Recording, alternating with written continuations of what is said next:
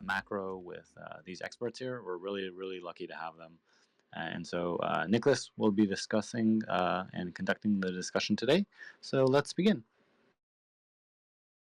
How's it going, everybody? I'm excited as always to have these great macro speakers here with us. As those who frequent our spaces know, I like to keep these panels really open, really fluid for discussion. So, of course, panelists, please feel free to discuss openly. Add any of your thoughts to any given topic. Just one request is that you use that little hand raised Twitter emoji, just so we can avoid background noise and too much talking over each other. And as I run through the introductions here, folks, please feel free to plug anything you're working on. I know we're in a new year. I'm sure y'all have a lot of new endeavors going on, so please feel free to plug that. If you've got a post about it or a tweet about it, we'll pin it up here in the nest. Let's get going. First up, we've got Joseph Wang, Fed Guy 12, a friend of our Twitter Spaces. Always welcome here, Joseph. Thanks again for coming. He's our go-to Fed guy. Headed the trading at the Fed's open desk. Has an incredible book called Central Banking 101, is a CIO at Monetary Macro. And as always, Joseph, welcome. How are you doing today? Hey, thanks so much for having me, guys. It's a pleasure to be here. I love these spaces. And these spaces love you, Joseph. Thank you. Up next, we've got our incumbent Jam Croissant. Jem Karsan is a leading volatility expert, founder of Kai Volatility, which you should subscribe to, and an incredibly passionate educator in the options, vol, and flow space, and was recently on CNBC. Welcome, Jem. I'm kind of a big deal, guys. Great to be here. Always enjoy these conversations. Get as much out of it as I put in every time. So wonderful to be here with all these guys. Appreciate having you, Jem. Thank you. Next, we've got Bob Elliott, the CIO at Unlimited Fund, former IC at Bridgewater, and an all-around macro geek, a third-timer to these spaces. Let's give Bob a warm welcome. How you doing today, Bob? Hey there. Thanks for having me. Should be, it might be exciting or it might be boring. I guess we'll have to see. Maybe we'll get a little bit of both, hey? So next we've got the Last Bear Standing, a friend of the spaces. Always happy to have him here. Last Bear is an expert on numerous things, writes about the markets, economy, and monetary policy in his weekly Substack, where he also details the subtleties often forgot in macro. If you're not subscribed to Last Bear's Substack, please go do that. Welcome back, Last Bear. Thanks for having me. I just want to echo what some of the other folks have said, that these spaces really are, I think, the best out there, and I definitely learned a ton and look forward to hearing from everyone else who's on here. So you guys do a great job with it, and I'm looking forward for the discussion today. Looking forward to it as well. Thank you, Last Bear. Last but not least, we've got Joey Politano. Joey is an active friend of the spaces as well, shared by all of the greatest economists on Twitter. He's got a great newsletter. It's a must-read, dealing with all things macro, and check out his CI one last time as well. We're honored to have you here again, Joey. How you doing? Hey, it's a pleasure to be here. Thanks for having me on. It's a beautiful day here in Washington, D.C. The sun just came out and is like peering through my window, which feels significant for setting the mood. But yeah, it's a pleasure to be on. Pleasure to have you. So now that we've got that going, let's just kind of jump in. Before we get started here, I just want to give a quick overview of where we stand macro-wise 1 month into 2023. At the last FOMC, we saw a 50 basis point rate hike, the 7th of 2022 at the time. The latest CPI came in at 6.5%, with the US GDP at 2.9% versus the 2.6% expected. We've also still been dealing with that inverted yield curve, which is usually regarded as a precursor to recession. So to start us off here, Last Bear, I'd love to hear what you're most looking forward to in the first FOMC meeting of 2023, given your recent statement. I quote, "For the first time in a while, I'm genuinely curious to hear from Powell this week."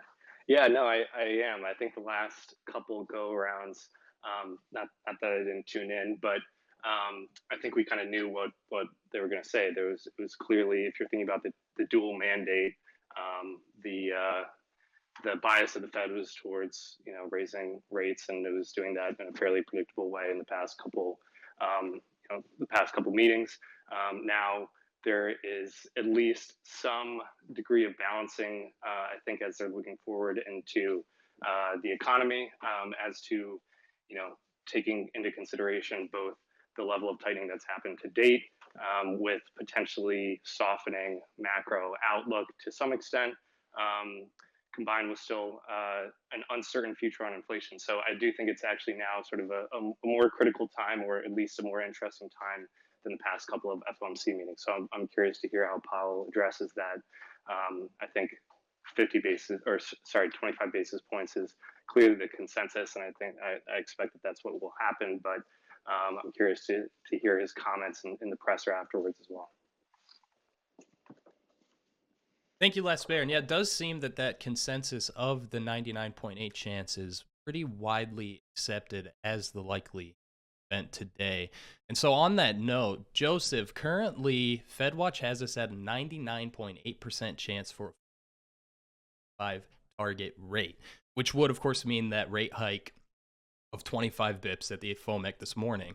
According to Forbes, that increase of 25 BPS is highly likely, just like we said here so far, but there's still some chatter amongst economists for the possibility of 50 bips.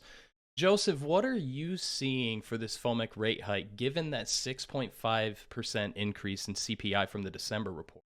Is 25 bips too little or too much? What do you want to see on the dot plots, Joseph? So as a principle, the Fed, at least the modern Fed, doesn't like to surprise markets. So those odds you quoted, that's basically a done deal. They're going to do 25. And I'm with Les Bear. I think what's really important is to see how Powell guides for the coming months. Now, the market is thinking that they'd hike another 25 and then maybe towards the end of the year start cutting rates. I think how Powell addresses those rate cuts that are pricing the market is really what I'm looking for. So as the last Bear noted, we're at an interesting juncture where the Fed has hiked rates, as Nick, you summarized earlier, but at the same time, the data has come in a bit softer. So it seems like the rate hikes are working. And I'm sure Bob and Joey have a lot more expertise in the real economy data. But at the same time, the financial conditions have also loosened.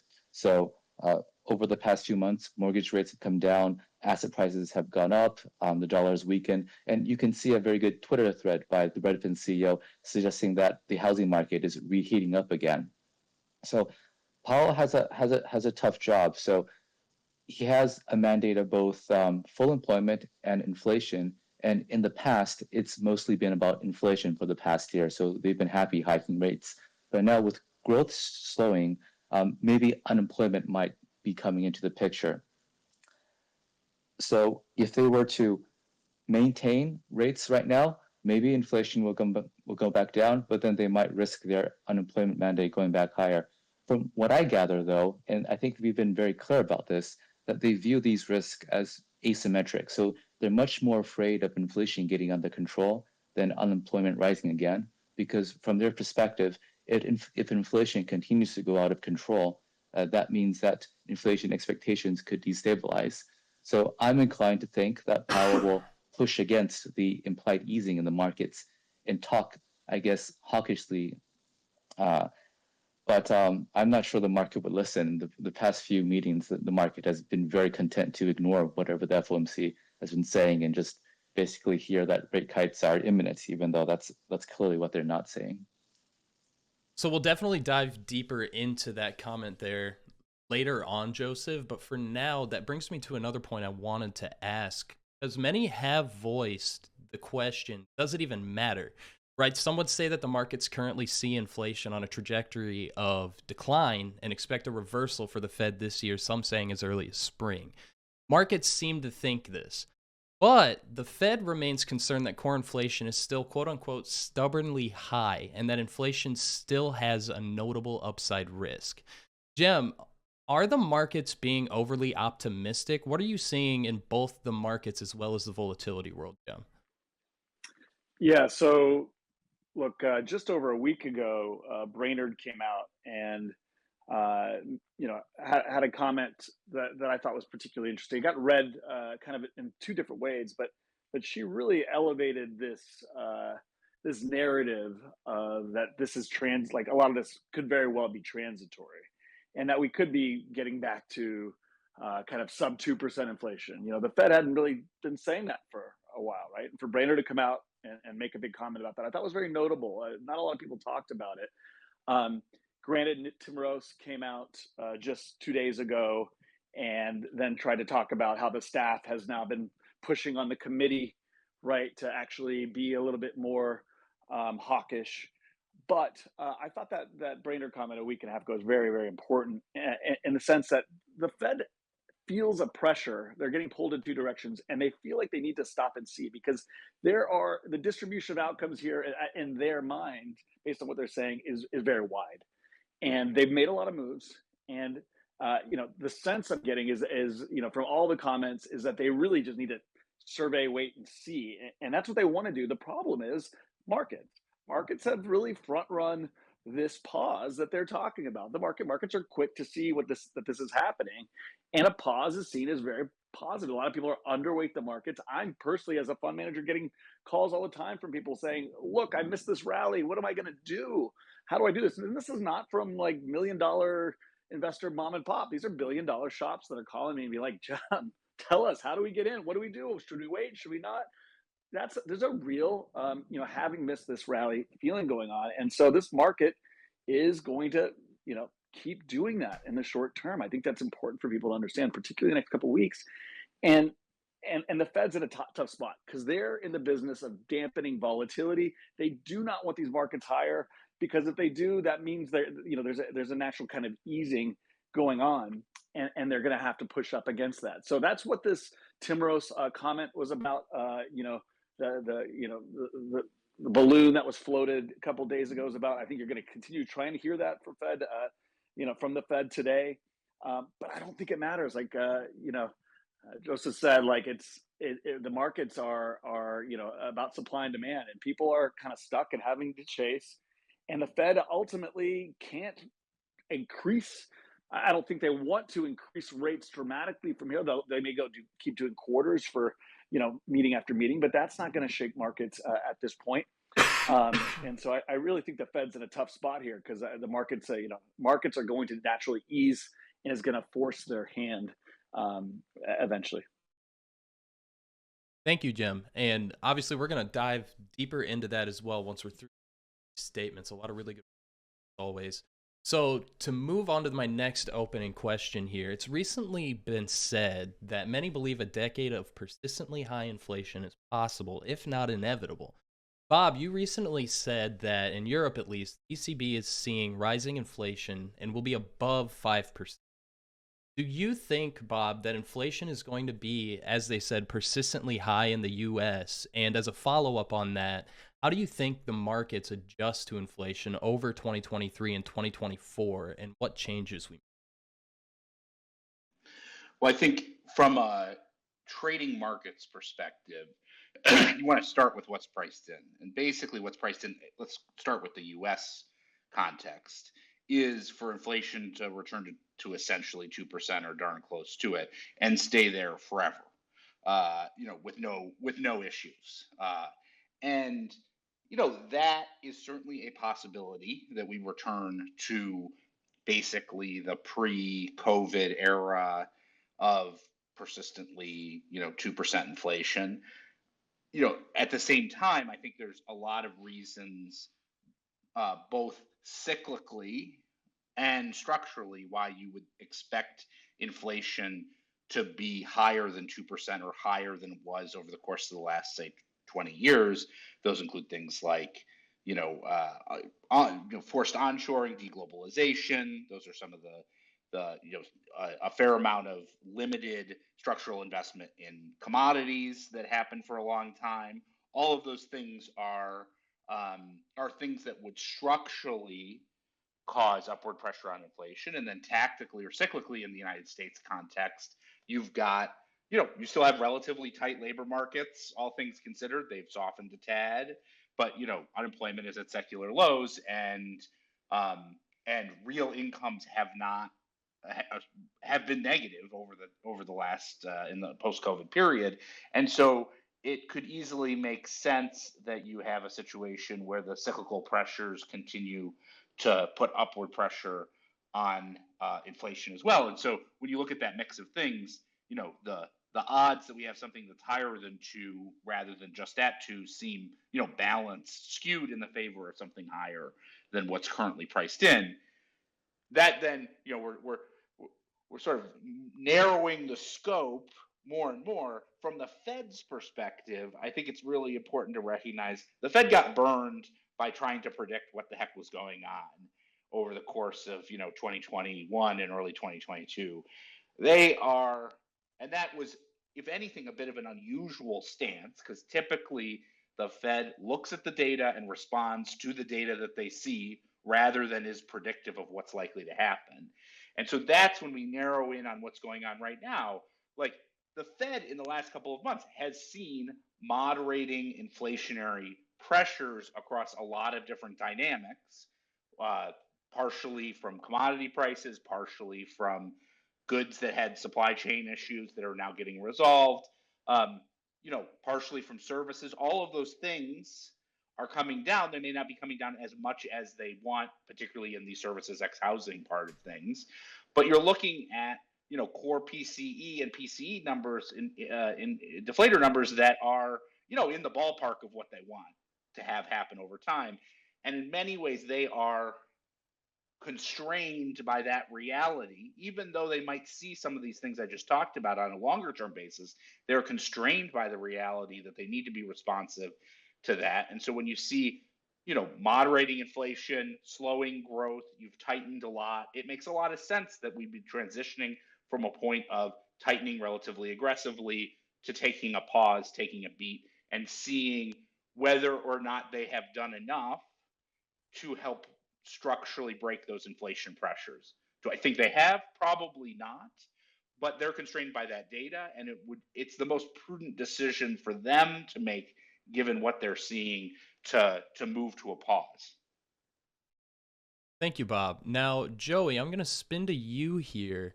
You were recently shared by Paul Krugman, which is good or bad in some circles, depending on your social circle, but you said ECI data recently makes a soft landing more possible despite everything we said. Now, given Bob's comments on inflation moderating across all data sets, Joey, could you explain in reference to your recent CPI data post on soft landings and what the data is telling you? Sure. So I would say, right now it's like February. If you had come and talked to me like 6 months ago and you said, Joey, what's the chance of a soft landing? Where, in my mind, a soft landing is just one where you're able to get inflation back down to target, back down to 2% without a recessionary increase in the unemployment rate. If you had asked me that 6 months ago, I would have said that chance is fairly low.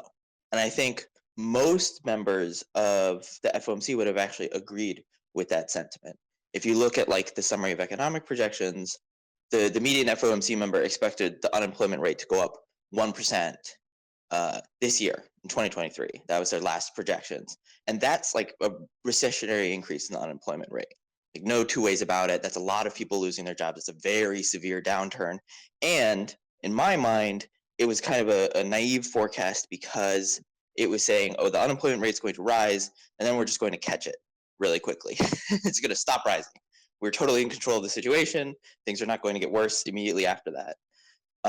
So the outlook was, pretty grim. In the months since then, obviously we're seeing like the higher interest rates, tighter monetary policy, worse financial conditions passing through to real economic variables. And we're seeing a pretty substantial slowdown that's passing through to prices. So we got like some encouraging CPI data, including especially some encouraging prints on the non-housing components of CPI, and the wage data coming in below expectations. And that's been very important because the Fed's been emphasizing these core services x housing prices, which is a very narrow subset. To me, sometimes it feels like you're saying, if you just exclude all the other prices, just focus on these one things, this is where we think the core of inflation is. And in their models, in the Fed's models, those are driven by wage pressures that need to alleviate for inflation to structurally return back to 2%. So that's them saying, okay, we need to get wage growth back down to where it was before the pandemic for us to have any chance of getting inflation back down to normal. And the ECI data we got 2 days ago showed a pretty substantial deceleration in wage growth, one that was faster than people expected, faster than the consensus estimates, and one that, combined with the slowdown in the job market, the slowdown in hiring, points to a labor market that in my mind is not adding as much to inflationary pressures as it was even 6 months ago or so. And so that combination of, okay, you've raised rates, you're having the very core pressures on inflation alleviate, and so far the labor market has remained fairly strong. That to me is like the Goldilocks recipe for a soft landing. And while I wouldn't yet say that that's the base case or the most likely case, I think the chances of that occurring have been steadily rising since about the summer of 2022. Thank you, Joey. Bob, go ahead. I was just about to ask if anybody had any comments before we moved on. Well, I think I agree with what Joey's saying in terms of his characterization, both in terms of like 6 months ago, the idea that a soft landing could occur was, close to very, very low probability. And today when we see things, we see, it is a more plausible outcome than it was back then.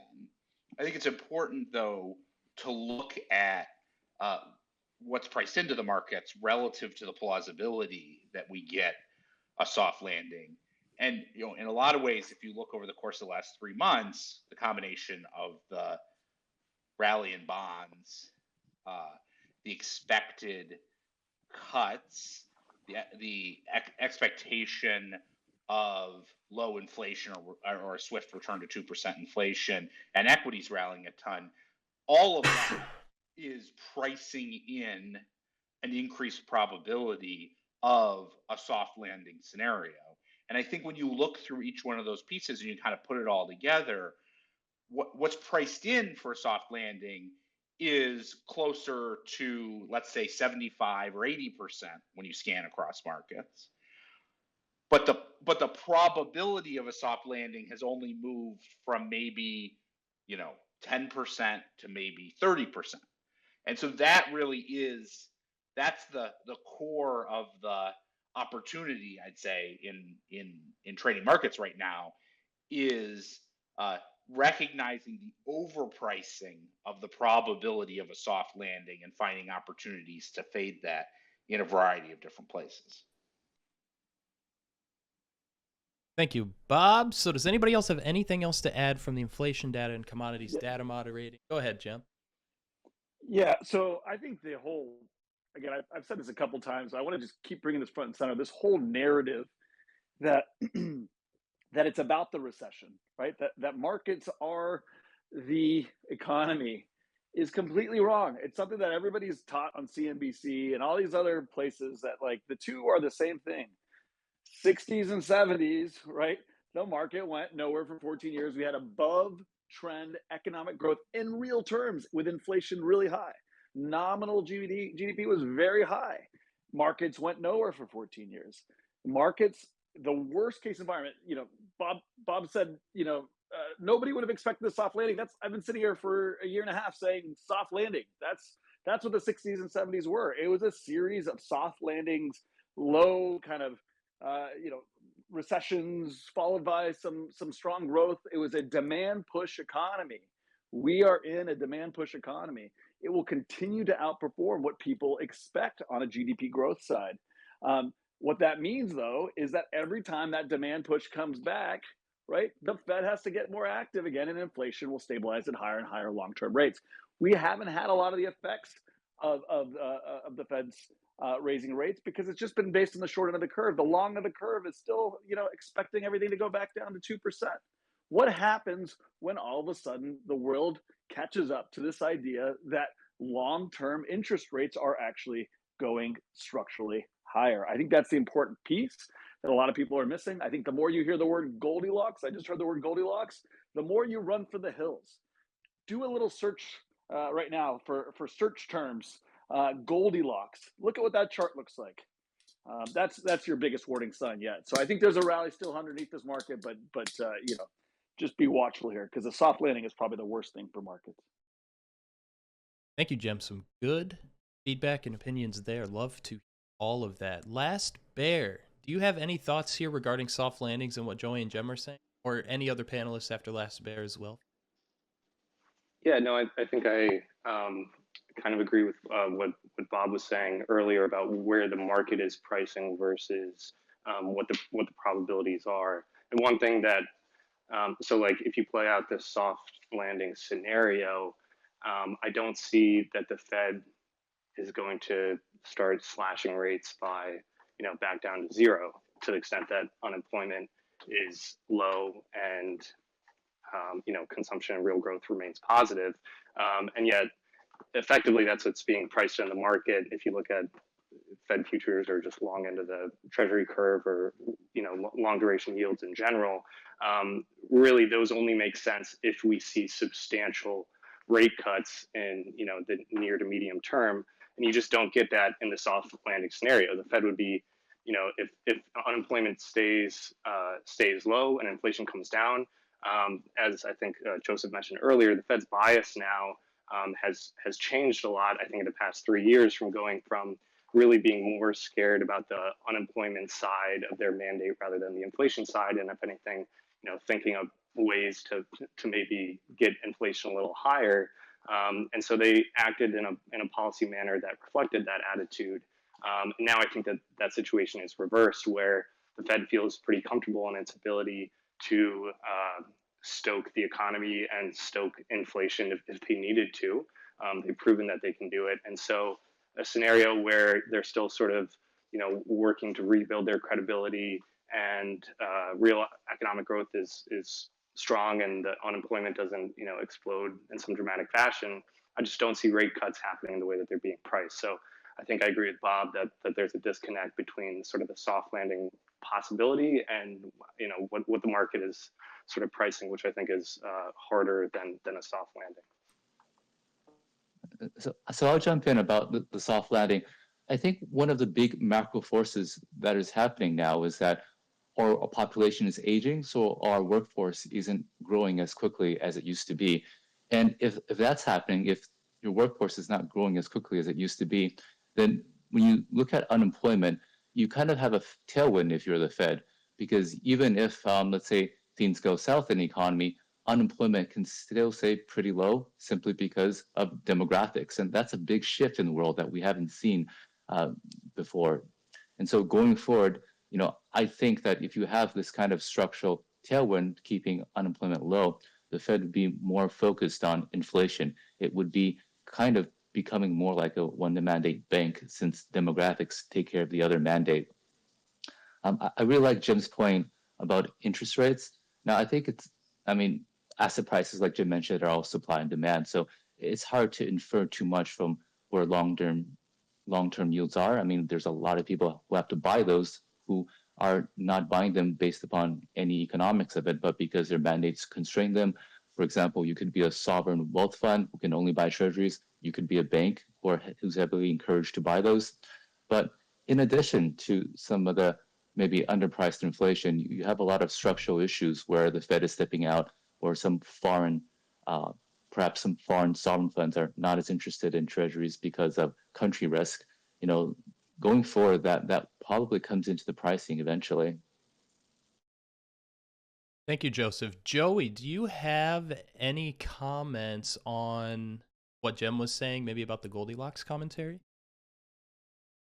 Sure. I think the one thing I will say is just kind of related, that the Fed has really struggled to communicate outcome probabilities in a way that influence financial conditions.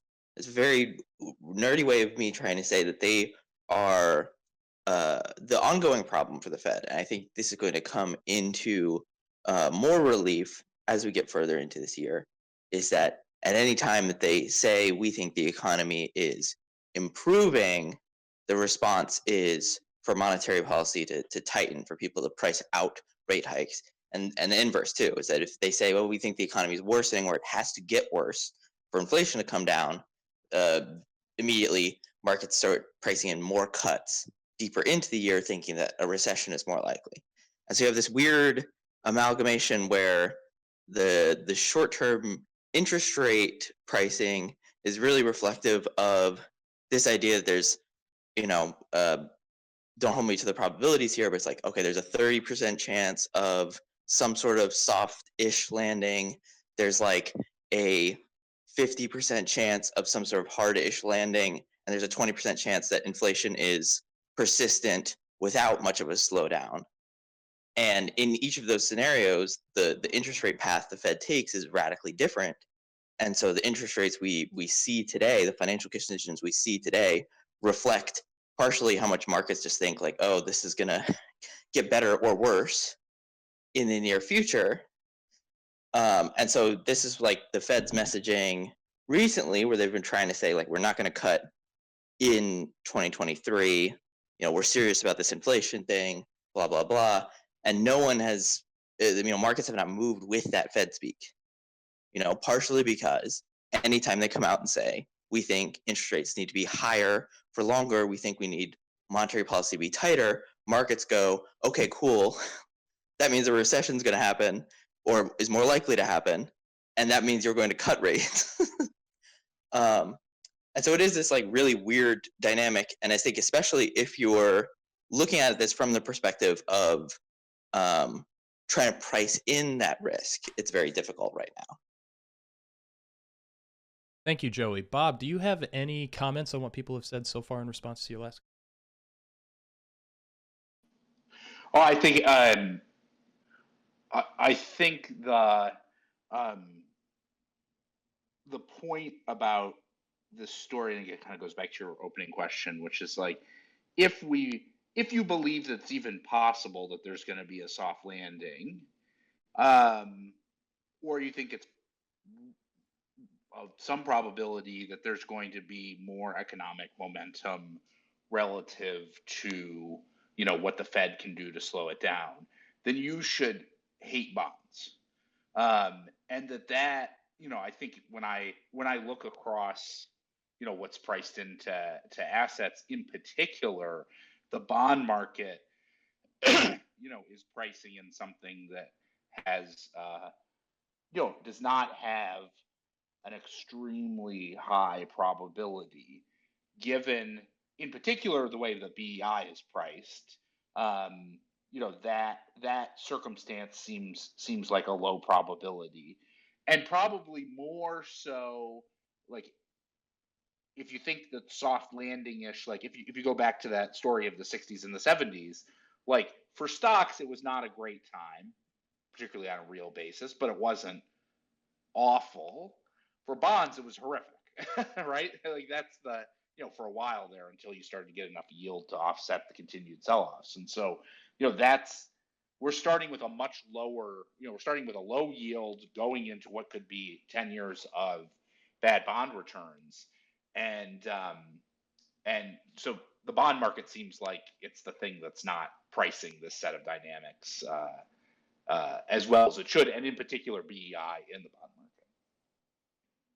Thank you, Bob. So with about half an hour until we get that BIPS here, I do want to talk a little bit about rates, since we did talk about rates a bit. So Joseph, wherein rates on long-term bonds fall below those of short-term bonds. We saw a slight yield curve like this in 2019 and again in 2021.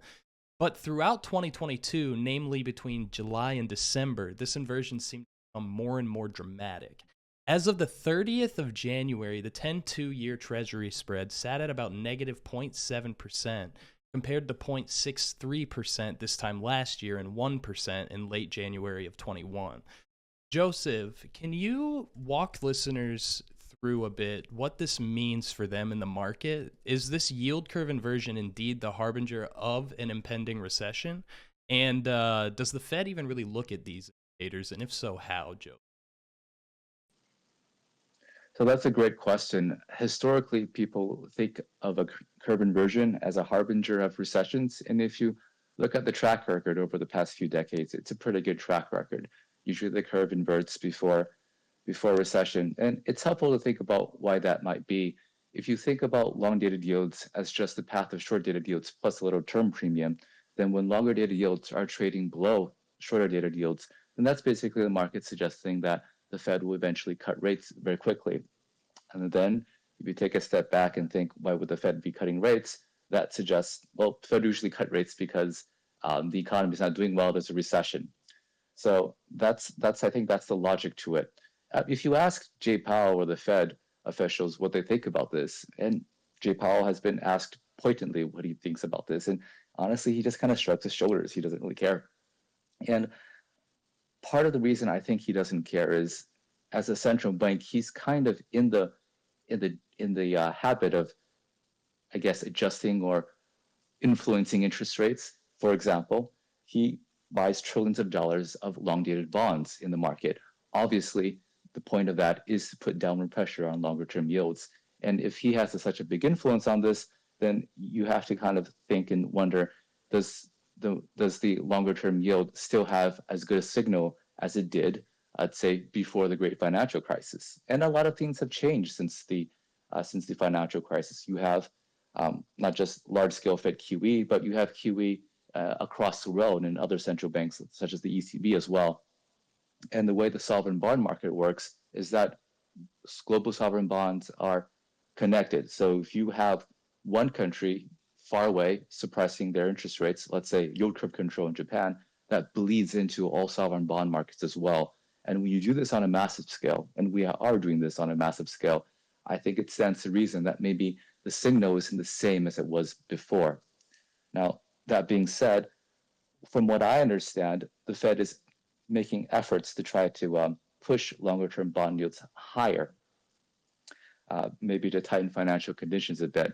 The way they do this is quantitative tightening, where they let the bonds they hold on their balance sheet roll off. And of course, the US Treasury is doing their part by continuing to issue significant amounts of debt, and this year and for the foreseeable future. So I don't really, my own view, I don't really read too much into a curve inversion. I expect that to actually gradually, if not flatten in a bearish way, or to re-steepen going forward.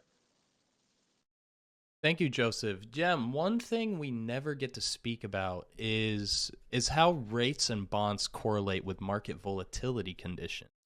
So, Jem, I'd love your take always here, since if I don't ask about it now, I may never get the chance, or knowing myself, I'll just forget about it in 10 minutes. So, Jem, how do you look at long-term rates and realize volatility around these type of decisions? Yeah, I think the reason that markets don't perform, in the basic terms, during rising interest rates is kind of manyfold. I've kind of walked through these before, but first and foremost, the obvious reason is there's just less demand for assets. With higher cost of money, people have less money to invest. Two, the reverse Tina effect. There's a lot of different names people are throwing out for that. We need to probably normalize that, but Retina, retina, whatever you want to call it, the money's flow to bonds. I have people calling me all the time being like, why would I invest in X or Y if I can just get 5% with risk free? That's pulling money out, and as that goes higher, you get more and more of that risk premia also increases dramatically. What do I mean by risk premia? Yeah, I mean, look, at the end of the day, there's less liquidity. Market makers, banks, et cetera, have less ability to absorb liquidity, which itself increases volatility. Risk premia itself, makes equities or risk assets, things further out the risk curve, more expensive relative to the risk.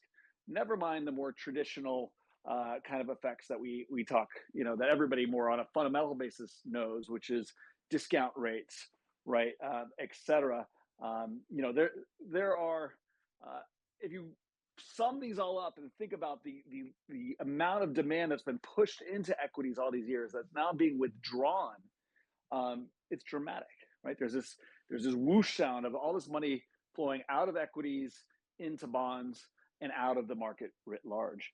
And I think there's this fundamental connection between volatility and the more risk premium there is, the more actual realized volatility there is, the more tail risk there is in markets as well. So I think it's important to understand that.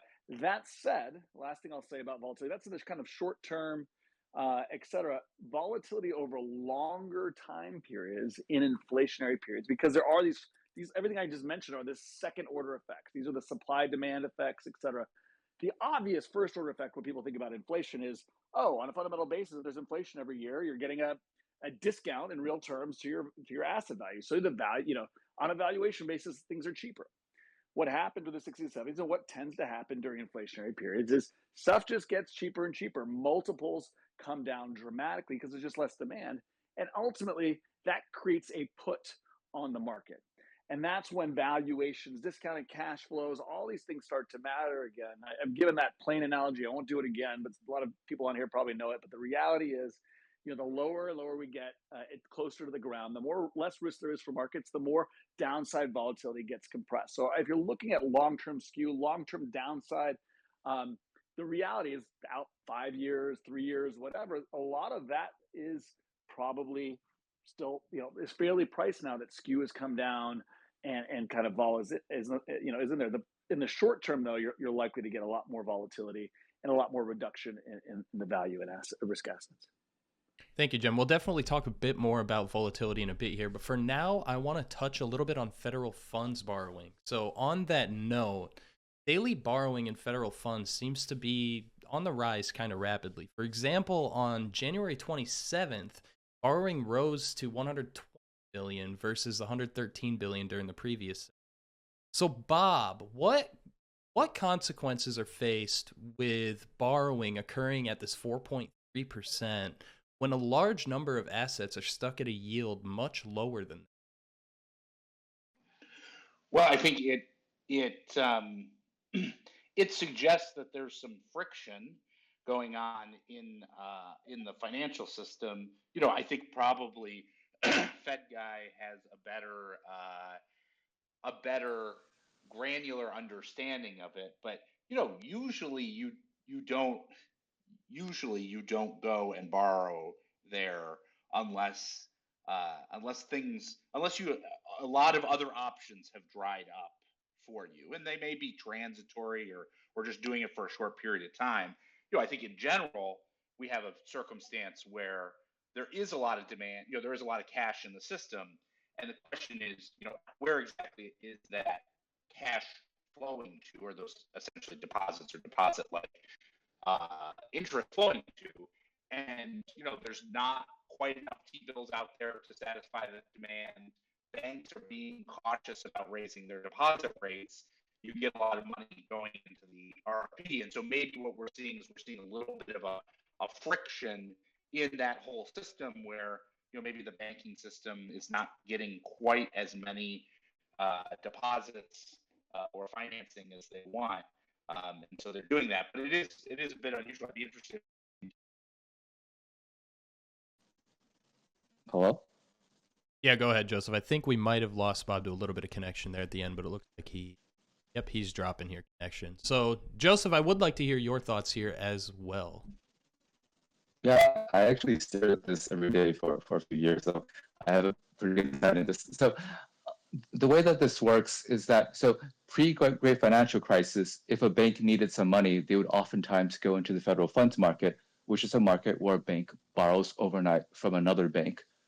Post GFC, they have this new set of rules called Basel III that discourages banks from borrowing overnight from another bank. So banks usually don't do that anymore. Nick, can you mute your mic? Oh yeah, sorry about that.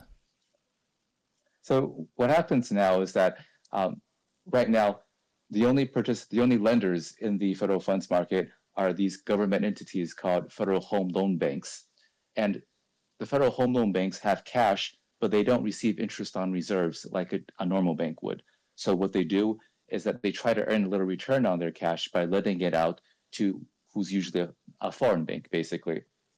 Foreign banks are under slightly different regulations, and so they feel okay borrowing from a Federal Home Loan Bank. And so what happens is that a foreign bank borrows from a Federal Home Loan Bank, takes that money and deposits it at the Fed to earn interest on reserves. And what's been happening the past few months is that the Federal Home Loan Banks have a lot of extra cash. They have a lot of extra cash because they're getting ready to make loans to commercial banks. Recently, commercial banks have been borrowing a lot from the Federal Home Loan Banks. A Federal Home Loan Bank is basically a government-sponsored agency whose entire job is to provide cheap funding to commercial banks. And since commercial banks are borrowing a lot from Federal Home Loan Banks, Federal Home Loan Banks have a lot of cash sitting idly at their account, and they put it to use by lending it in the federal funds market. So it's really more of a response to greater demand for funding by the banking sector, like Paul suggested, but more directly, demand for funding from federal home loan banks. And that's very wonky, but that's the answer. Thank you, Joseph. So, Last Bear, you recently said that Fed losses are not a problem in a practical sense, and therefore the Fed's losses are the private sector's gains. Given Bob's and Joseph's comments here today, could you explain your thoughts there a bit, Last Bear? Yeah, sure. I think it's important. I agree with what those guys said. I think it's also important to, when you're thinking about banks, to understand that there's many banks in the country outside of the JP Morgans and Wells Fargo's. If you look at the cash assets of banks split by size, cash reserves across the banking sector have come down meaningfully across the board, but exceptionally in the case of smaller banks.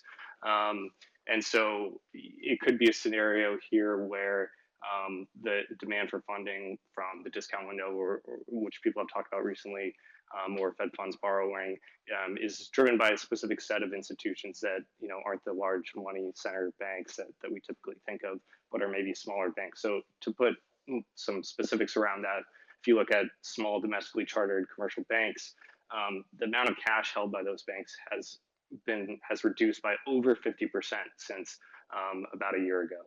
So it's about 900 billion a year ago. It's 425 billion today.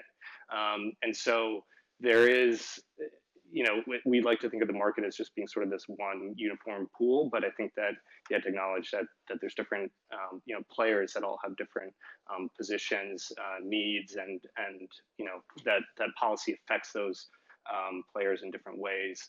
And so we could see a situation where you actually have smaller banks who maybe don't get as much of the institutional type flows through it, coming under more pressure and needing to raise funds in that manner. So I think you see deposits are going down across the banking sector as a result of QT, but the cash assets of banks really depends on which banks you're looking at. So that's my thought on that. I guess with respect to your question about sort of the Fed's losses, really that's just a point around sort of a unique aspect of the current financial system, which is that the Fed pays interest on bank reserves and also on the reverse repo facility. So as the Fed continues to tighten, that is putting more interest in the hands of those, so putting more cash in the hands of banks and money market investors. But at the same time, that quantum is smaller than the effective QT. So it dampens the impact to a degree, but it doesn't cancel it out. Conditions are still, generally speaking, shrinking. Thank you. So now I just want to get a little bit onto the Fed's goals. So the Fed's goals of maximum employment, stable prices, moderate long-term interest rates, and their dual mandate exist to maintain a stable monetary environment. For December, unemployment came in at 3.5%, and core inflation came in at 3.6%. Joey, many have recently tweeted about the negative real and nominal PCE for the month of December, but core PCE price index increased. Can you break down for us, Joey, what this means, given what people have said about rates over the last section of comments here? Sure. I will say, so the Fed obviously focuses more on the PCE price index. That's their official target, not the CPI. And so the movements there are important, especially as they differ substantially from the movements in CPI. And so PCE reflects, for example, it reflects a lot more non-housing services than CPI. So CPI is like 1/3 housing. PCE is closer to 1/6 housing. Although I would say, like, I'll caveat that by saying I think they're broadly telling the same story, and I think some of this is just the fact that CPI has run a lot hotter, and that CPI measures healthcare services in a different way than PCE. But that's like a very, very wonky discussion. What I would say is, the Fed has this dual mandate, as you mentioned. They try to balance employment and inflation off the backs of interest rate and monetary policy decisions, and that's a hard job to like get right. But I also think a lot of the time the Fed isn't fully honest about what that job entails, or about the trade-offs that matter for that job. And so, you know, like I think we all know, and I think so lots of people in the Fed know deep down that a lot of what's going on with prices doesn't reflect things that are going on in financial markets. If the price of oil is moving, that's not usually because the Fed is raising or lowering interest rates. Similar arguments for food, similar arguments for a lot of manufactured goods. So you end up with, as we discussed earlier, the Fed is like focused in on this measure of core services excluding housing, which is a very, very narrow way of looking at inflation within the PCE price index. I think ends up throwing away a lot of informative information, keeping a lot of stuff that's not informative. But like to wheel it back for a second, if I'm Jerome Powell, if you're putting that hat on, if you're saying you want to balance employment and inflation, to me that sounds like what you really want to manage labor income growth. You want to manage the growth rate of jobs and wages. And we've seen a big deceleration in that over the last few months, over the last half a year really. And so I think one thing that I'm looking for at this FOMC meeting is for Jerome Powell, either in the press conference or in statements, to give kind of a hint that he's saying he's more comfortable with the pace of growth, and that they're comfortable with the parts of inflation that they don't control. They're saying that we have confidence that the parts that we do control are going to come down, and that we think the parts that we don't control are out of our hands and we're going to worry about them a bit less, considering they've been worrying about them a lot more recently. So that's like, if you're thinking about shifting the balance of focus, which I think is a big theme of the spaces and of like the recent Fed stuff, I think the balance of focus is definitely shifting more away from inflation, more back towards employment. Although, like we said earlier, it's still like it's still inflation's ball game until we get back to a relatively normal level. It's a very long-winded answer, but I hope it made sense. Oh, I loved it. And it looks like we've got some comments from Jem waiting. What do you got there, Jem? Yeah, this is more orthogonal, but I wanted to address an important point here that hasn't been discussed. There's an important change afoot in the calculation of CPI. CPI, the BLS has recently updated their spending. They're updating their spending weights in the calculation of CPI from updating every 2 years to every year. And that may seem like an innocuous thing, but because of the way CPI has been, that updating is going to cause CPI to naturally decline and show more progress on inflation than is expected. And that's going to have a significant effect. People have been focused on CPI. You haven't seen many volatile moves on PCE, despite the Fed, constantly saying that's what we're looking at. And PCI has been significantly hotter, particularly on the core side, than kind of the narrative that's been put out there about CPI. And I think, again, timing wise, you look out at CPI February 14th, and you think about kind of if that number's a little soft again, which is likely to happen given these adjustments, what that will continue to do to markets, right? Into a perfect window of strength, right? When markets would perfectly front run that. I think behind that sits a very nice kind of sell the news event, right in the middle of that Wednesday of OPEX, et cetera. I'm just going to highlight that out there. I think the CPI PC thing, it's an important clue to psychology and narrative, et cetera, versus reality. And the reality is that inflation's not coming down as quickly as CPI is telling you. Yes, it is softer, it is a soft landing kind of reality. But if markets continue to run, there's a lot of other things that are also going to be very supportive of inflation that weren't the case, in the lagging data before. Reopening of China being probably the biggest, right? Which is still just kind of happening because of the amount of COVID kind of spreading over the last couple of months. We saw in the U.S. what that looks like. You're going to see something similar in China here in the months ahead. The market rallying itself reflexively is supportive for inflation. SPR was, during the election where there was a massive release of oil. Now they're going to be buying it back. Dollar weakness, 10-year, has come down off its highs. There's a lot of things out there that were really, really kind of, problems that are actually, if anything, going to stiffen inflation as we move forward. So I'd be very hesitant looking at CPI and saying, okay, all is well at this point. I think in the short term, the market will front run this, but I think there's a selling opportunity that lies ahead on the back end of a short term rally. Thank you, Jem. Now, to kind of move on here while we wait on the FOMC release to come out here in about 6.5 minutes here.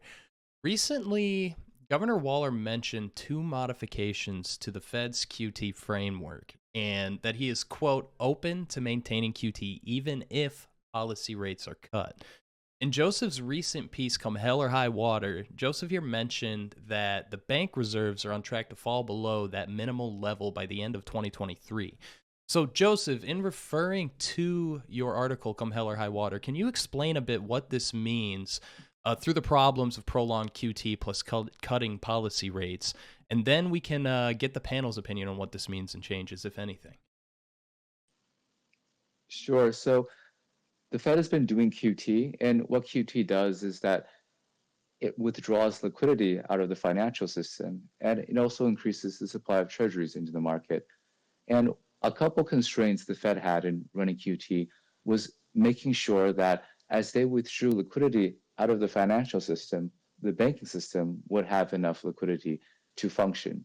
And by the Fed's own calculation, the banking system needs maybe $2.5 trillion worth of liquidity. The problem occurs when the Fed is draining liquidity, it doesn't actually have control of where the liquidity comes out of.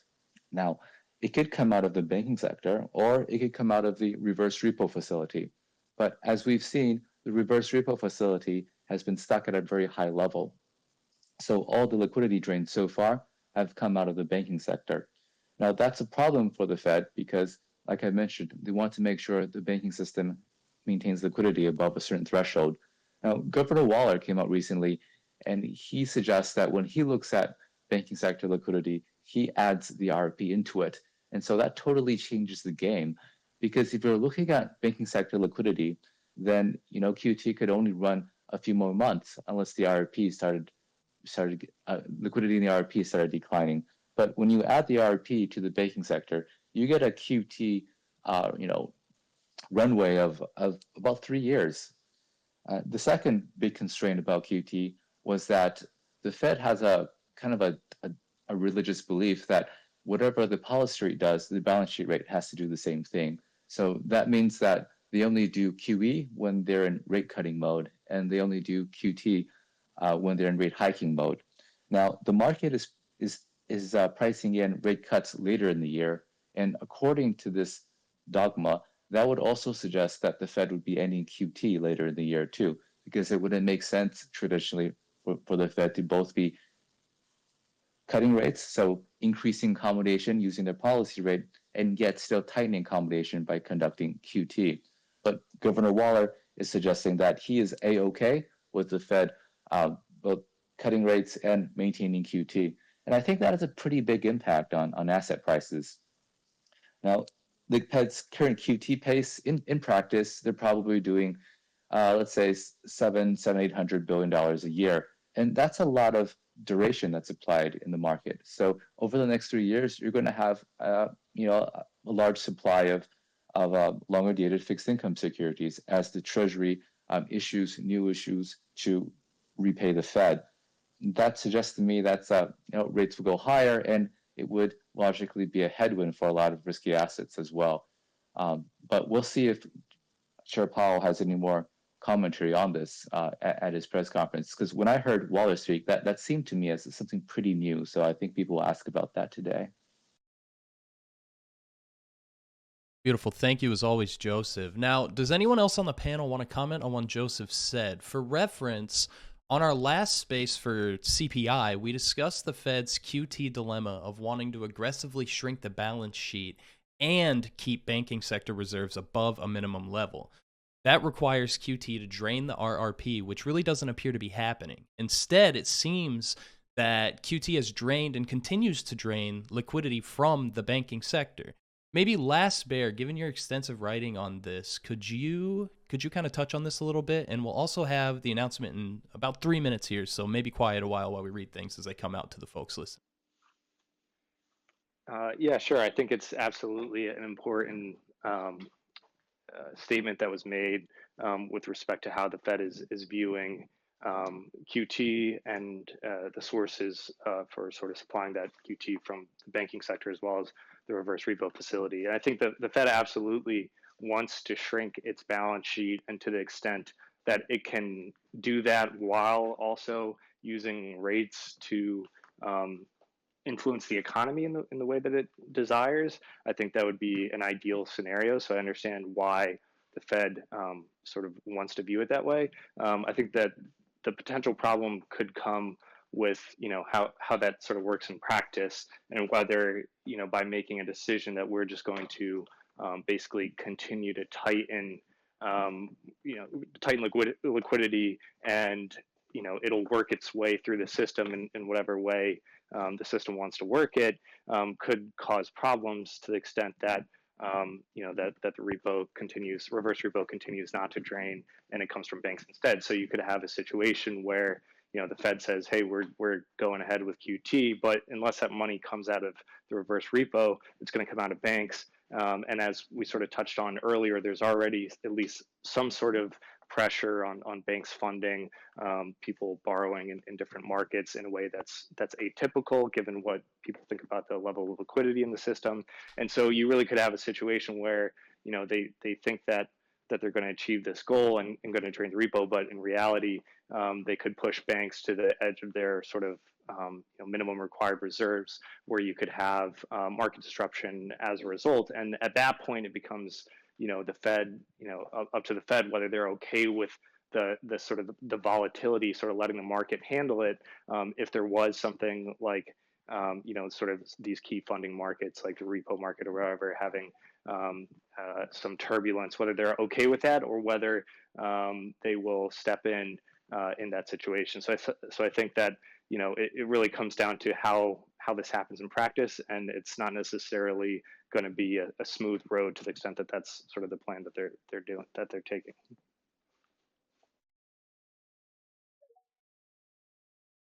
All right, seems like we've got the report now. Looks like they are indeed doing the 25 bips. So let's take just a moment here to digest the numbers a bit. For those of you listening, we will be streaming the presser that will come in about half an hour here. And for those of you who are interested in watching the video itself, that'll be over at the Unusual Whales Twitch at twitch.tv/Unusual Whales. We'll have the video running there with some live chat as well. Now that we know we've got 25 bips, I know we're all still digesting here, but does anyone on the panel have any preliminary comments before we move along? I think I just note that there's still that sentence that the committee anticipates that ongoing increases in the target range will be appropriate.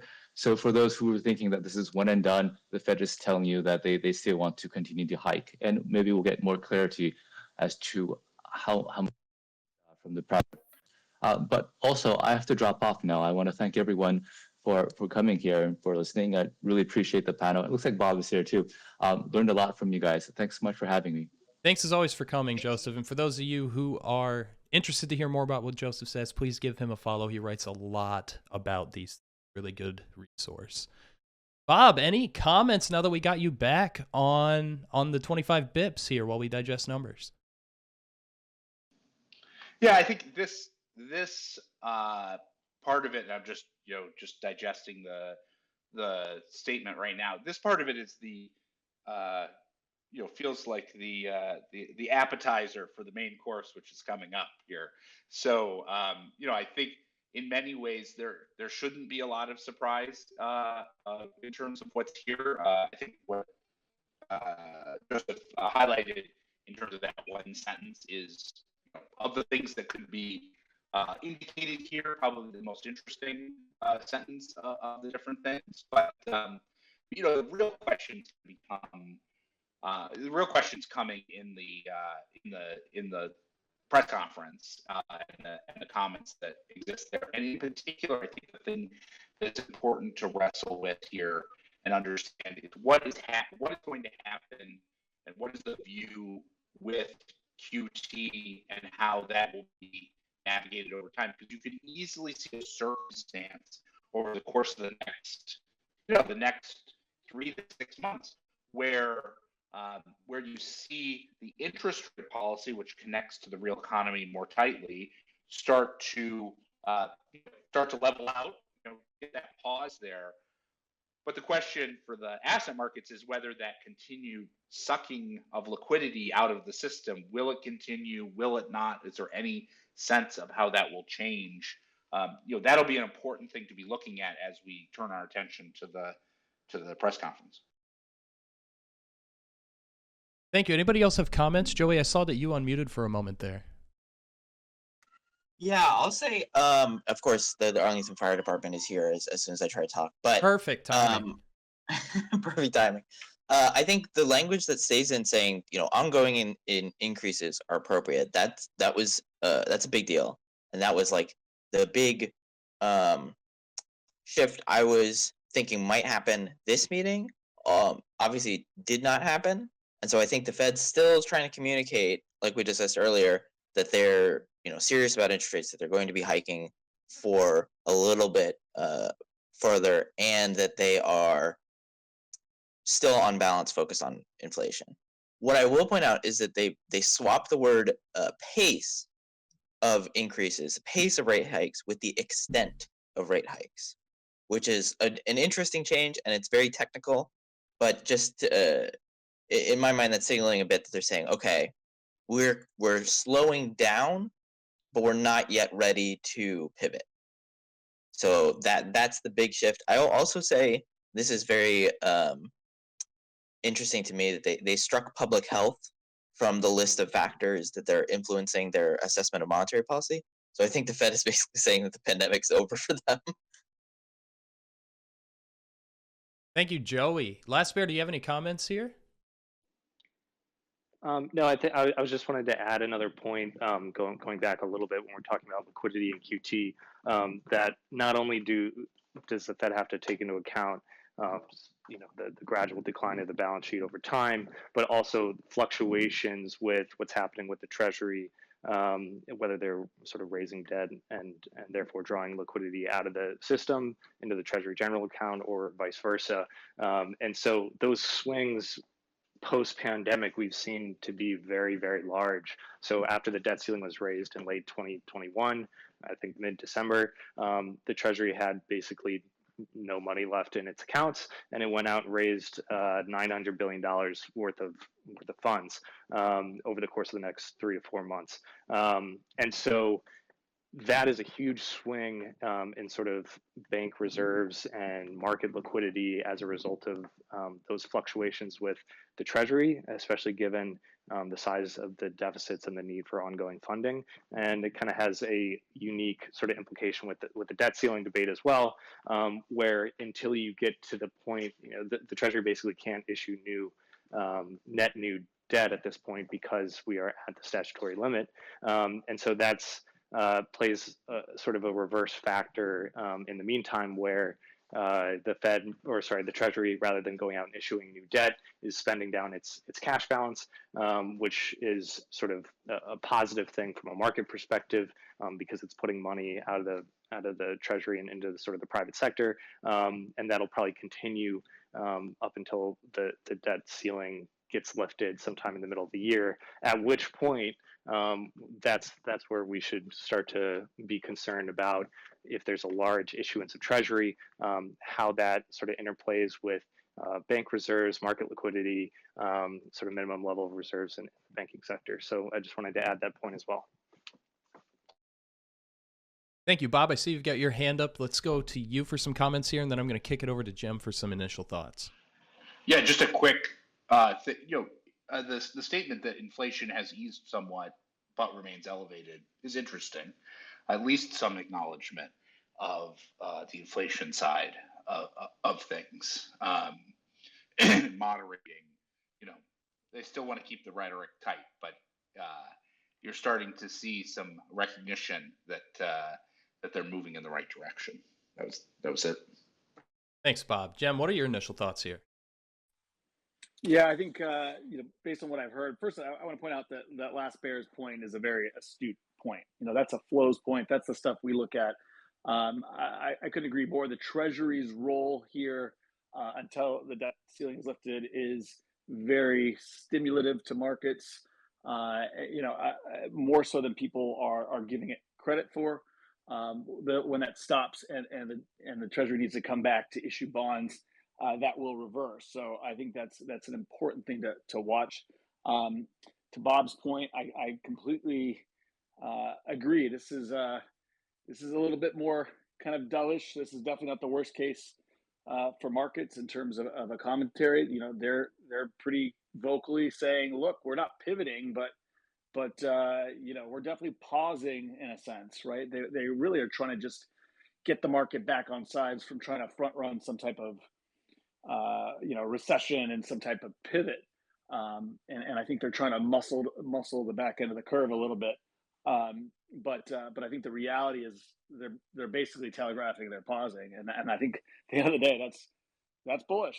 That's what the market's kind of in the short term. That's risk on. And I think that's my first takeaway. Thank you, Jem. Now, Joey, you mentioned that they replaced public health and COVID. There's an interesting sentence. The Fed has said, quote, Russia's war against Ukraine is contributing to elevated global uncertainty. It also says, adding that it is extremely concerned about inflation risks. I would really love your thoughts here, Joey, given loss of pandemic and adding of. Yeah, so I think the war language, so the pandemic language is the first shift. They basically struck public health from the list of factors that they're influencing their assessment of monetary policy. So I think in their mind is essentially saying that the pandemic or the movements in the pandemic are no longer really affecting economic variables, or at least they're not important enough to focus on. And to me, that's like basically saying China has reopened, which means that most global economies have reopened, and even though COVID's still a thing, it's not the dominant factor.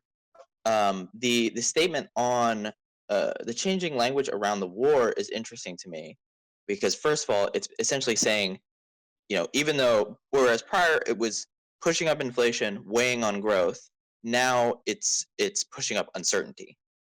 And I think part of that is reflective of the fact that energy prices in Europe have declined substantially. Energy prices in the United States have declined substantially. Food prices, even though they're highly elevated, a lot of them have also pulled back. And just more broadly, like, it's been a year, so all the prices that went up are no longer contributing to inflation on a year-on-year basis. They're occurred in the past. But I guess that's in my mind them getting more comfortable about global non-monetary policy risk factors. In my mind, that's them saying, okay, these things are worrying us less. And that is, I think, partially bullish in that their assessment of the economy is improved. But like we discussed earlier, when their assessment of the economy improves, that means that they're probably going to be tightening further because they're more worried that growth is going to push up inflation. I will also say, so on that language about they shifted from talking about the pace of rate hikes to the extent of rate hikes. And to me, that's saying, they're less trying to find financial conditions that will lower inflation and lower growth, and they're more now trying to find the terminal rate that keeps things balanced. And so that's a shift in thinking that, in my mind, is a little bit bigger. And, on balance, probably a little bullish. So it's not a pivot, but it's like it's not a pivot yet, but it's talking about pivoting instead of where before they were talking about pivoting. If you get what I mean? Yeah, kind of like a wink, wink, nudge, nudge. So, given this 25 BPS, I just want to comment on that. It's kind of important to realize the drop to 50 was misinterpreted by many as the first step towards a less hawkish policy. However, not a single member of the FOMC expects rate cuts in 2023. Now, after today, Bob, do we still think this will be the case, or is the Fed just presuming hawkishness here? And also feel free to make any other comments you have on the report. Yeah, I think there's two different things going on here. The question is, how much tightening does the Fed have to do in order to get to the point where it makes sense to just take a beat, look at what's going on, just kind of do that pause. Pause does not mean we'll cut in the future. Pause just means pausing to take stock of what's going on and to see whether they've done enough to topple the economy or whether they need to do more. And so, so I look at that, the balance of things right now, and as Joey said, they're now starting to talk about pausing rather than what was happening before. It's interesting, when you go look at the markets and take it for what it's worth.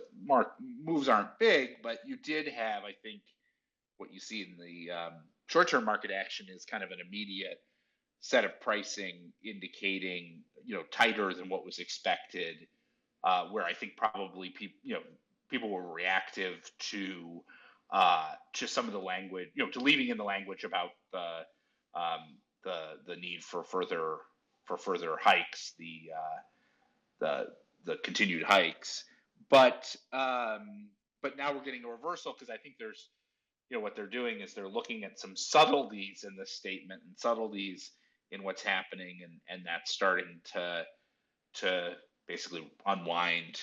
To basically, I think we're actually up a little bit in stocks depending on what you're squinting at here from before the announcement. So that I think kind of gives you a feel as to about what this is worth, about what the statement is worth, which is, on the margin, it's like a tad more dovish than, people were expecting who are trading right now in response to the release. But I mean, we're talking about 25 basis points of stock market move. So, it's not the biggest thing in the world. The main event's coming up. Stay tuned for the main, folks. Bob Elliott, 2023. So now, before the presser begins, I want to touch on something that we rarely get to real quickly here. So that topic is housing. So in that vein, real quick here before the presser, it's no secret that the housing price index saw a massive ramp up during that first year of COVID, but now we're seeing a fairly dramatic rate of decline. Last bear, in your recent piece, Boom to Bust, you discussed the speed of decline in prices since COVID versus the mid-2000s bubble. Additionally, in 2022, we also saw a decline in U.S. existing home sales of 17.8%.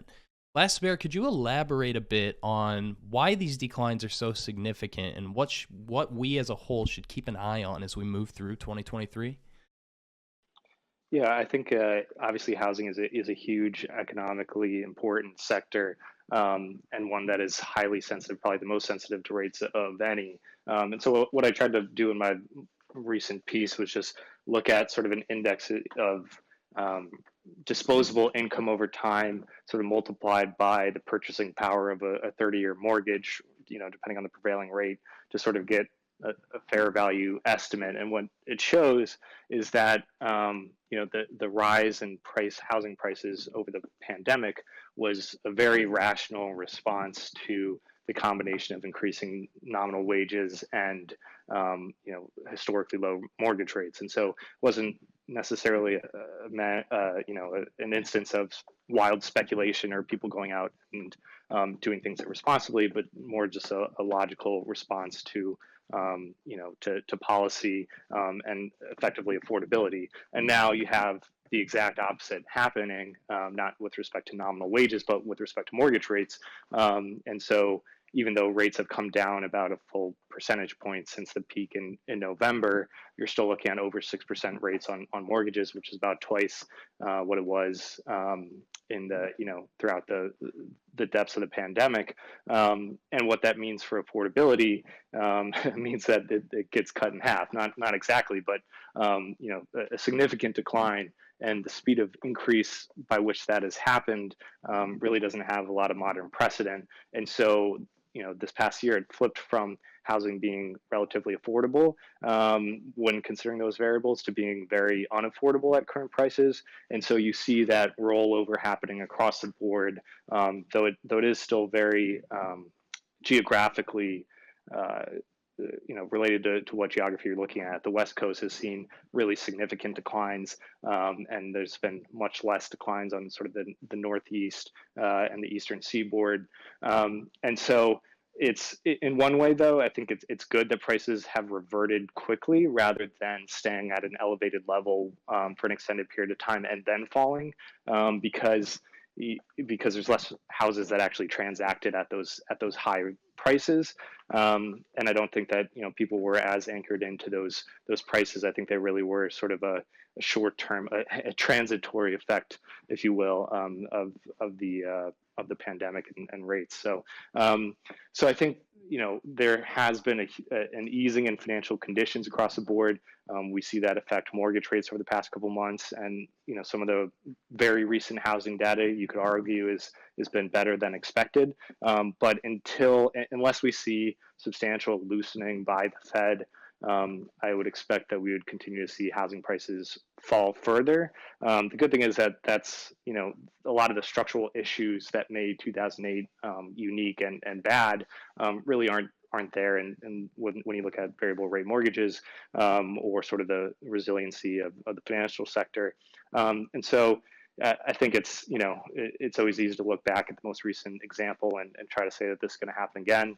I don't think that that's really the case, but I do expect, unless you see a significant policy loosening, that you're going to continue to see housing declines. Thank you, Last Bear. So now, since we do rarely get to talk about housing, I do want to dive a little deeper on this, but we are short on time before the presser. So Joey, before we do some closing comments here and some final plugs for all y'all's newsletters and endeavors, real quick, Joey, just at request, a quick response if you can, since we are a little tight on time. But on that note, you also had a great piece on the housing market in your Apricitas newsletter. You mentioned that the Q4 GDP report gave us a deep look at how historically rapid the housing downturn has been thus far. You also discuss a lot about new housing construction, the housing labor market, and wage growth in the housing sector. Joey, could you real quick here before the presser give us a rundown on that relationship between the housing market with inflation and economic conditions? Sure. I'm gonna speed run like the points from my last two editions of the newsletter. But basically, the Fed raised rates really aggressively last year. So far that's hit consumption a little bit. It's hit spending a little bit, but it's really hit fixed investment. It's really hit construction of homes and non-residential buildings, investment in factories and plants and whatnot. And housing was hit especially hard. So if you look at fixed investment, like real investment housing, how much housing is getting built in America, it's the lowest level since 2015. And that's usually really bad news because lots of people depend on housing construction for jobs. There's millions of construction workers and contractors and mortgage lenders that depend on the industry. So far, we haven't seen a decline in employment in the sector, mostly because there's this like massive backlog of units that were started in 2020, 2021 that are under construction now, and that are finishing up, slowly over time. So even though starts are down a ton, the units under construction, the actual work that needs to be done is still there. So that's like buffeted the economy from the effects of rising mortgage rates. But I still want to stress that like that fall in real fixed investment is like historic in size, and it's really substantial. And it doesn't just hit residential investment, it's hitting non-residential investment too. So that was like the 30-second version of those two posts. But I think, the housing market's obviously very important because it housing's the business cycle. Beautiful. Thank you, Joey. So here, I do want to do some closing statements from all of you, and please feel free to plug anything you've got going on before we kick over to the presser here. For those of you listening, we will be streaming the presser, as I've said, here on the space, the audio, and then on the Unusual Whales Twitch, twitch.tv/Unusual Whales for the video and live chat. Before we wrap up here, I just want to tell everybody we're going to be having a surprise space next Thursday, so stay tuned to the Unusual Whales Twitter for an announcement on that. But for now, I want to keep the focus on these fine folks. Jem, please give us your closing thoughts here and anything you got coming out you want to plug, Jem. Yeah, always wonderful to hear everybody's thoughts. I think, I always like leaving people with an actual actionable, look. I've kind of mentioned it before, but from now until the Wednesday of Feb OPEX, there's a lot of, squeeze left here. There's structural flows that are supportive, people underneath this market that have to kind of buy in. I think given what we saw here from the Fed, which was a potential roadblock, given what's likely to transpire with CPI, and the only thing left here that I think could be a landmine is this Friday, Thursday, Friday, Amazon and Apple earnings. But I really think if even one of those isn't bad, we have clear head. That said, this is a front run and people getting pushed back in, not wanting to miss kind of what's coming here. A lot of Goldilocks rhetoric, and I would really look for an opportunity to eventually sell this thing in a much more volatile tail coming in either kind of the weeks after this rally or maybe a month or two after. But that's the broad picture. Takeaway is Goldilocks is the worst case scenario. Soft landing, counterintuitively, is the worst case. Kai Volatility is the name of the firm. You can find us at kaivolatility.com. We have weekly kind of info we put out, kaivolatility.com/news. Feel free to go on our website, sign up. And we also have 4 funds that we run directional trading as well as vol, both for hedge and for income. So feel free to reach out with an inquiry if anybody's interested. Thank you much, as always, for coming, Jem. Last Bear, any closing comments, anything to plug, man? Yeah, I think I would just leave it with, sometimes we like to look at as much data as possible, but sometimes it makes sense just to go back to the most basic data. So, last quarter's real GDP growth was almost 3%. The unemployment rate is 3.5%, which is historically low. PCE inflation is 5%. Core PCE inflation is 4.5%, so 2 to 3 times higher than target. So I think that we're making good progress on inflation, but I don't think that the job's done. I don't think that the Fed thinks that the job's done, and I think the market has gotten out over its skis, predicting sort of significant cuts coming forward. But if you like anything that I had to say here, you can follow me on Twitter and subscribe to my Substack. But thanks, guys, for having me on. It's always a great conversation. Thanks as always for coming. Always great points and feedback from you, Last Bear. Bob, anything left to say here on your side? Anything you got to plug? Well, I think my main point to leave people with is you got to think about what is priced into these asset markets, particularly in the bond and the stock market, relative to the probability that we get, a Goldilocks type outcome. And at least when I look at that, I see that now is not the time to be leveraging into assets. There's a lot of uncertainty and a lot of good outcomes priced into both of those markets. Good meaning, a lower inflation and inflation returning to target very seamlessly. And that's actually, in a lot of ways, when my day job is running the HFND ETF from Unlimited Funds, which you folks should check out, where we use our experience in technology to try to replicate the returns of the hedge fund industry, the gross of fees returns to the hedge fund industry. And that's been, the HFND ETF has been the fastest growing independent, actively managed ETF launch the last few years. So definitely check it out if it's appropriate for your portfolio, or get in touch with us if it makes sense. A lot of that intuition that I just described is actually reflected in the positioning in that portfolio today as well. Also, if you want to keep track of what we're doing with what I'm thinking in terms of the macroeconomy, as many of you saw in here, I'm pretty regularly writing on Twitter, so check it out. Love to go back and forth with people, and definitely check out unlimitedfunds.com if you want to learn more about what we're doing. Thanks for having me. Really appreciate it. Appreciate having you here, Bob. Thank you. Joey, anything else you want to plug? Any final closing comments before we flip over to the presser here? Yeah, I just got a couple minutes before the pressure, so I'll keep things short, but it's always a pleasure to be on. I will say I think this meeting doesn't tell you so much that we didn't already know, but the devil's already in the details. The devil's always in the details, and I expect that Powell's going to he's going to be trying to add detail in the presser here, especially because this isn't an SEP meeting. But yeah, I write my own newsletter on Substack. It's called Apricotas. I wrote a piece that went out this morning about the slowdown we experienced last year. I've got a piece coming out later this week on Canada and the Canadian economy, and I've got a piece coming out this weekend on labor market data.